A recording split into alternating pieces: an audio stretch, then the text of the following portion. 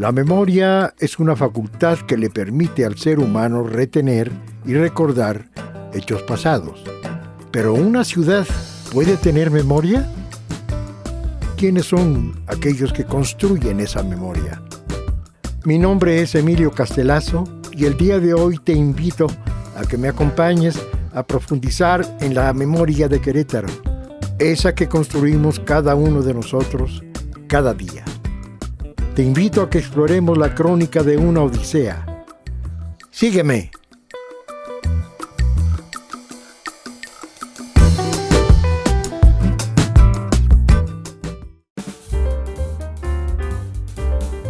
El día de hoy visitaremos la casa de María del Carmen Romo para platicar con ella y conocer su odisea de vida.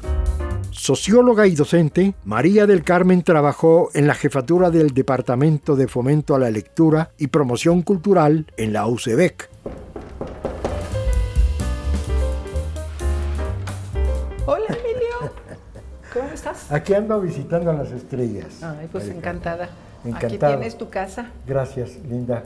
Te agradezco mucho que nos recibas y para nosotros es un honor muy grande. Ay, para mí también. Adelante, bienvenidos. Adelante.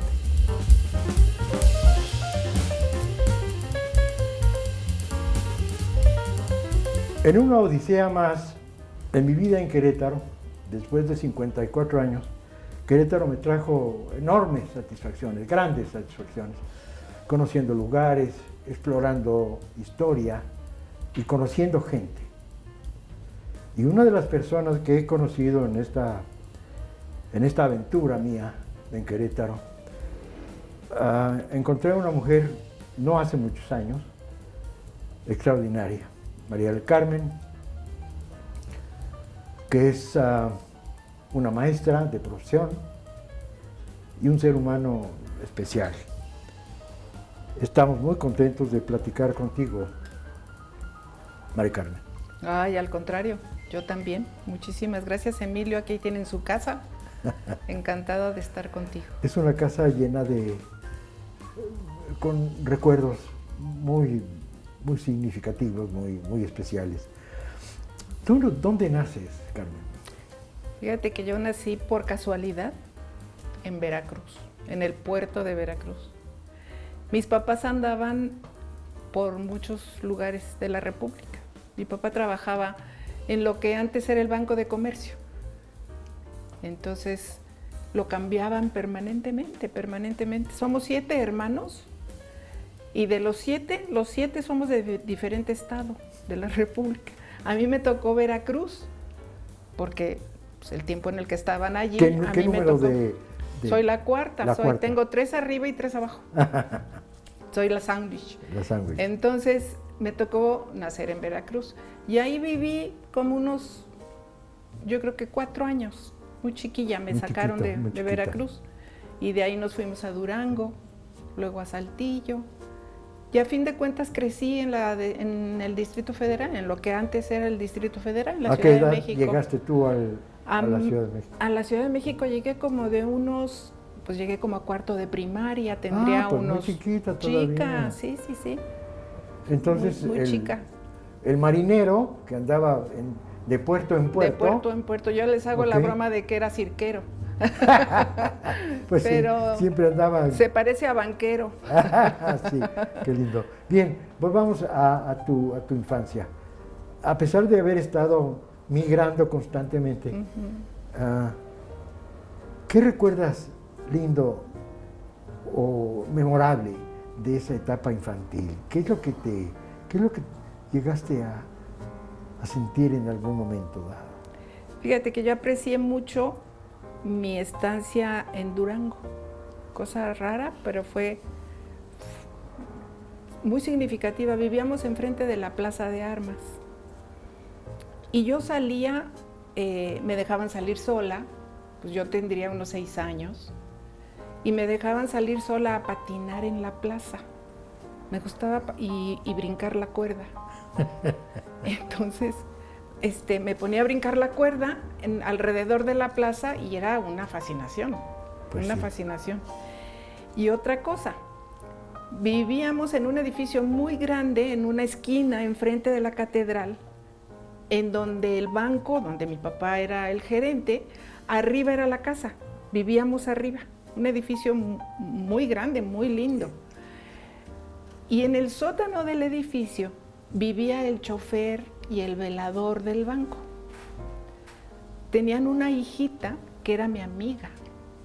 Entonces yo bajaba al sótano y jugaba con mi amiga, la hija de Luis, me acuerdo perfecto, era la hija de Luis. Y Carmelita, ¿dónde anda Carmelita? Ya me andaban buscando. Y allá abajo. Y estaba yo en el sótano. ¿Y jugaban? Sí, jugábamos y a veces me regañaban porque me bajaba a jugar y no me encontraban. Pero para mí eran momentos de verdad No era porque hermosos. no les gustara que tuvieras esa amiguita, sino que no te encontraban. Que no Eso me era encontraban, la preocupación. que no me encontraban. Eso es. Y que era una escalera a lo mejor peligrosa, no recuerdo, tantas cosas no las recuerdo, pero sí, evidentemente que ha de haber sido una relación muy entrañable para mí, porque tan es así que me acuerdo. ¿Te acuerdas de ella? ¿Cómo se llamaba? Ni me acuerdo de cómo se llamaba la... ¿Te acuerdas de su carita? No. Era un ser mágico. Sí, y me quedó tan grabado que el hecho no se me olvida. La anécdota no se me olvida, ¿no? Qué lindo. Sí. De tus abuelos, ¿qué recuerdos tienes? Fíjate que yo no tuve abuelos varones. Se murieron muy jóvenes los dos abuelos. Y mis abuelas fueron muy distantes. Yo no tuve grandes recuerdos con mis abuelas, como mis hermanos mayores, por ejemplo, que sí tuvieron mucho más contacto con ellas. Quizás ya eran muy grandes o quizás, pues antes las abuelas eran abuelas desde muy jóvenes y viejitas desde muy jóvenes. Entonces, en una ocasión tuvimos oportunidad en mi primera etapa de familia. Ya tenía yo a mis hijos, había oportunidad de ir al norte de la República a un trabajo a Hermosillo. Y yo le dije a mi esposo de entonces, le dije, oye, yo creo que no vamos a Hermosillo, estamos muy lejos y yo no quiero a mis hijos lejos de los afectos de sus abuelos. Mira. Los abuelos para mí, yo creo que es una fuente de energía y una fuente de cosas lindas. Patrimonial. Exacto, y que si te vas lejos, los pierdes, completamente pierdes esos afectos. Es cierto. Y yo creo que de hecho lo cumplimos, fíjate, lo cumplimos porque mis 4 nietos están cerca de sus abuelos y ha sido una relación hermosa. Hermosa. Hermosa, sí. Ok, mira qué recuerdo tan grato. ¿Y estas abuelas, nunca tuviste, tus abuelas? No. ¿Nunca tuviste un acercamiento de ninguna? Pues tan es así que no recuerdo grandes cosas o grandes eventos o escenas que me recuerden. Y te quedaste con ese hambre. Muy entrañablemente con las abuelas, ¿no? Entonces sí. Y sin embargo mis hermanos sí. Mis hermanos mayores sí, bueno, las recuerdan con mucho cariño y las etapas que tuvieron con ellas. Ajá. Y así, sí. ¿Tú fuiste única mujer? No, fuimos 3 mujeres. 3 mujeres. Sí. Pero tú, de alguna manera, tomaste un liderazgo de la familia por alguna razón. Lo que pasa es que ahorita me tocó. Hace 2 años, en menos de 10 meses, murieron mis 2 hermanas. Ah, cachiporra. Sí, fue un golpe muy fuerte para la familia. Entonces, y una de ellas era como la matrona de la familia, y ella era la que nos juntaba, la que nos convocaba en las Navidades, etcétera. Y bueno, y ahora yo me quedé con ese papel. Con ese rol. Con ese rol. Y estamos en eso, ensayando y aprendiendo.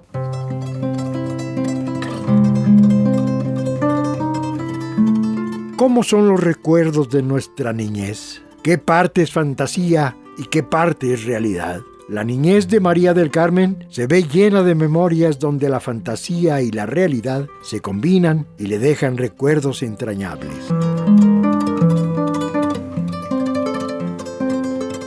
Esa capacidad de ser aglutinadora, yo siento que se muestra muy claramente en tu vocación como maestra. Llegaste a ser una maestra distinguida. ¿Cómo empieza esa odisea? Fíjate que en realidad mi profesión es socióloga. Soy maestra ahora sí otra vez, o por esas casualidades de la vida, que me enfrentó al sistema educativo por X razones. Yo empecé a estudiar sociología en la Ciudad de México, pero por la misma universidad tuvieron que cancelar el semestre al que yo iba, en el segundo o tercer semestre, porque se quedaron sin alumnos. Entonces, era el 68. El año más. ¿Dónde estudiaste? Ese primer año en la Ibero. Era una universidad privada. Porque curiosamente yo estudié sociología en esa época, nada más que en la UNAM. En la UNAM. Okay, sí. En el campus. Imagínate, en 68, cuando yo les dije a mis papás que quería estudiar en la UNAM, pues me pusieron las cruces. Con los revoltosos, sí. ¿Cómo te vas a ir? Y además yo quería estudiar geografía. Ah, mira. Pero bueno, se me atraviesa la sociología, empiezo en sociología, que me fue encantando, la verdad. Quitan mi semestre y entonces yo empiezo a trabajar de maestra. ¿Ahí en la...? No, empecé a trabajar de maestra en la escuela de extensión del colegio donde yo estudié. ¿Tu primaria y secundaria? De mi primaria y mi secundaria. Y la prepa, también ahí la hice. Una escuela particular muy grande. ¿En la Ciudad de México? Entonces empecé a trabajar allí en esa escuela, que era la escuela de extensión, que son las escuelas que esas escuelas grandotas tienen por las tardes para alumnos y alumnas de escasos recursos económicos. Okay. Solo recursos económicos, porque de escasos recursos, nada. Ahí yo aprendí una cantidad de cosas impresionante. Y fue allí donde descubro a los niños. Y los niños te hacen descubrirte a ti. Así es. ¡Qué maravilla! Así es. Porque descubro que los niños son una fuente inagotable de riqueza. Están locos, siempre he dicho que los niños están locos, pero es una hermosa locura, de verdad. Tienen una capacidad de ver el mundo tan distinto a los adultos, que a mí eso verdaderamente sí. me embelezaba, sí, de verdad, la lógica de los niños, ver la lógica que tienen los niños y a la hora que están trabajando, a la hora que se embeben en algo que a ellos les interesa. No, fue una experiencia de verdad hermosísima. Y como tú dices, más de lo que yo les pude dar, ellos me dieron. Claro. Sí, por supuesto. Y entonces yo fue cuando empiezo a descubrir el valor de los cuentos, de los libros, de los textos, y empiezo a leerles en voz alta. Y que descubro que los niños, con los ojotes así, entusiasmados, se me pegaban aquí al lado porque querían ver las imágenes. Unas experiencias de verdad hermosas. Y fue ahí donde yo empiezo esa cosa, ese gusanito de estar con los niños. ¿A qué edad empiezas tú y cuándo termina más o menos esa época de aprendizaje de tu parte? Sí, fíjate que fue toda la parte de mi juventud antes de casarme. Entonces, eso como que se me corta cuando me caso, se me corta esa carrera que yo ya había iniciado, o ese impulso que yo ya tenía de esto, pero luego se me vuelve a aparecer. Porque entonces ese es el momento en que tengo a mis hijos. Y la vida me regala con dos joyitas que yo tengo. Un varón y una niña. ¿Tienes dos? Tengo dos hijos. Ya son mayores, muy encausados en la vida ya. y pues muy agradecida con la vida, la verdad. Entonces, ese fenómeno de casarte y abandonar este proceso de formación tuya no se interrumpe ni siquiera con la maternidad, sino que posteriormente, se fomenta. Por alguna razón, ese amor por la literatura, ese amor por la niñez, ese amor por el descubrir las fuentes de la energía vital. ¿En qué momento retomas? Fíjate que por circunstancias de la familia acabamos llegando a Querétaro. Y entonces hace 46 años. Ándale. Hace 46 años llegamos a Querétaro. Entonces te gano por un cachito. Con mis niños chiquitos, ¿sí? Y entonces iniciaba en ese momento, en ese verano, en ese semestre, digamos, era un septiembre, inicia aquí en la UAC la carrera de sociología. Uy, se me hacen así los ojos y dije, ay, aquí la sociología otra vez se me pone en la vida. Sí. Y entonces me inscribo después de ir a México por mi certificado de bachillerato, porque a fin de cuentas no lo encontraba yo entre mis papeles, no sabía qué sucedía. Ahí voy a la UNAM por mi certificado. Sin hacerte el cuento largo, termino sociología en la UAC y nos recibimos 3 compañeras, otras 2 compañeras y yo, el mismo día, en 1900, ya se me olvidó la fecha, pero 5 años después. Ok. ¿Sí? En 86 empezamos y en 91 terminamos. Y fuimos las 3 primeras sociólogas de Querétaro que nos recibimos. Ah, qué fantástico. Fíjate, egresadas del UAC. Ok. Sí. Y entonces, después de eso, yo empiezo a trabajar en una secundaria. Antes de terminar la licenciatura, empiezo a trabajar en una secundaria oficial, dando clases de ciencias sociales. Ok.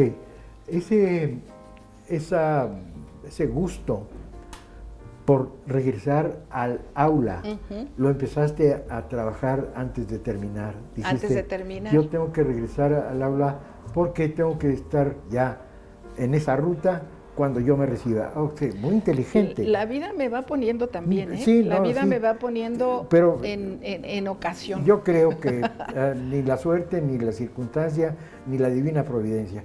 Es lo que tú mental y espiritualmente vas concebiendo. Va provocando, sí. Y vas alcanzando. Sí, un poco sí. Ok. Un poco sí. Entonces, fíjate, después de eso, me invitan a trabajar, bueno, estaba yo en la secundaria y mis hijos estaban en una escuela oficial, en las plazas. Ahí estaban haciendo la primaria. Y bueno, y yo de argüendera andaba en la mesa directiva y siempre apoyando a la escuela y aquí arriba y abajo. Y entonces me jalan de allí, me invitan a participar en lo que se fue naciendo, que ya ni existe ahorita, la Asociación Estatal de Padres de Familia, de escuelas oficiales. Y de allí me invitan a trabajar en la UCEBEC. Me ofrecen un departamento, el Departamento de Servicios Culturales, así se llamaba, que después, con el tiempo, varios años después, se transforma en Departamento de Fomento a la Lectura y Promoción Cultural. Y ahí empecé mi carrera, ahora sí, mi carrera profesional. Tu carrera profesional es como promotora. Así fue. De la cultura por la lectura, por la escritura. Así fue. Y fue ese momento que estaba reservado para un servidor, para que ese momento me pudiera dar la oportunidad de conocerte años después. Sí, exactamente. Y eso fue lo que nos acercó. Así fue. Mi historia como escritor, digamos, se va desarrollando y de repente 2 chispas se encuentran y hacen un chispazo. Sí. Y qué maravilla. Fíjate qué cosa.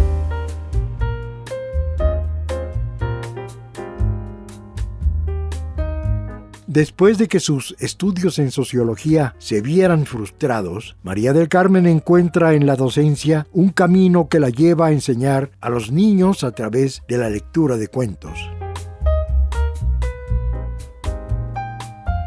Qué entrañable historia esta tuya. Has participado en libros, pues has hecho de todo. Mira, más que eso, en lo que consistía mi trabajo, ya cuando se transforma en Departamento de Servicios, de Fomento a la Lectura, a ver, valor a quien valor merece.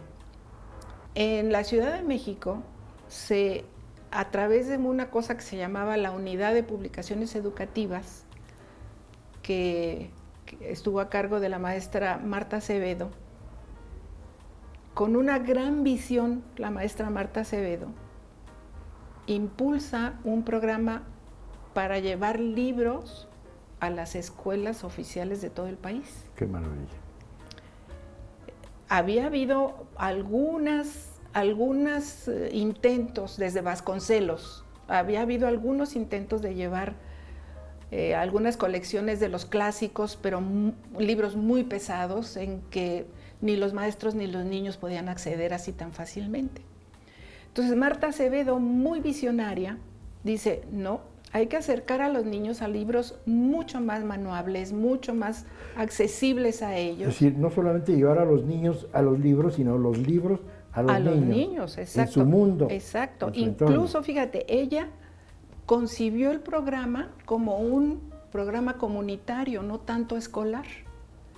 Que a partir de la escuela llegaran los libros y que se extendiera como un servicio a la comunidad.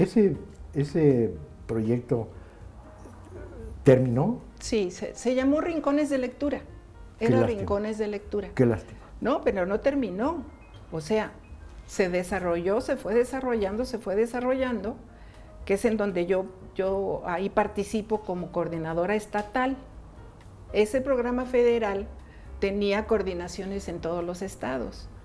Entonces a mí me tocó ser la coordinadora en el estado de Querétaro y lo que teníamos que hacer era promover los libros a manera de biblioteca de las escuelas y poder hacer promoción con los maestros. ¿Gozaron de esa época? ¿Cómo no? Muchísimo. Uy, tenemos experiencias. ¿Por qué crees tú que la lectura cuesta tanto trabajo?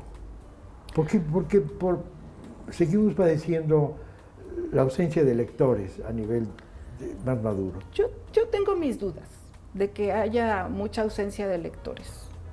Yo creo que no hay tanto déficit de lectores. No, yo no creo. Las cifras que nos dan son las cifras, generalmente, son las cifras de venta de libros. Okay. No tanto de lectores. Okay. Y hay mucho, ¿y cómo mides? No es posible cómo mides. Mira, cuando nosotros invitábamos a autores para que vinieran o cuando venían a ferias de libro que se organizaban aquí o eventos que se organizaban aquí, los autores nos decían, nos encanta venir a Querétaro porque tenemos filas de niños y de jóvenes y de gente adulta que quieren venir a firmar libros. Mira, qué bueno. Cosa que no tenemos en otros estados, sin embargo, en otros estados sí los hay. Yo me guiaba un poco por lo que esta gente tipo de decía. Indicadores. Sí. Y yo creo que la gente sí lee. Hoy, en la actualidad, estás retirada, felizmente. Uh-huh.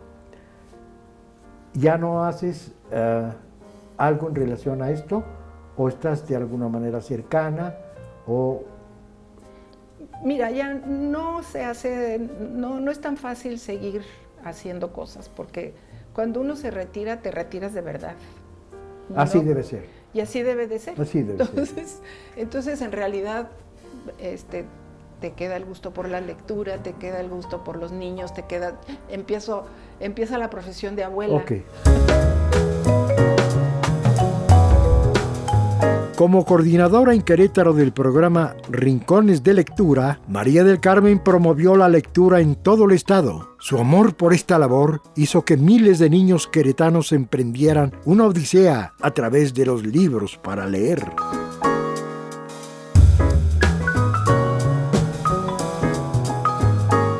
Desafortunadamente el tiempo es muy corto, pero tuvimos oportunidad de tener una semblanza bastante generosa de tu parte, cosa que te agradecemos muchísimo, y platicar contigo pues es un placer. Y no lo digo como un convencionalismo tradicional, sino me da mucho gusto, Linda. Soy zurda, mira, quedamos bien.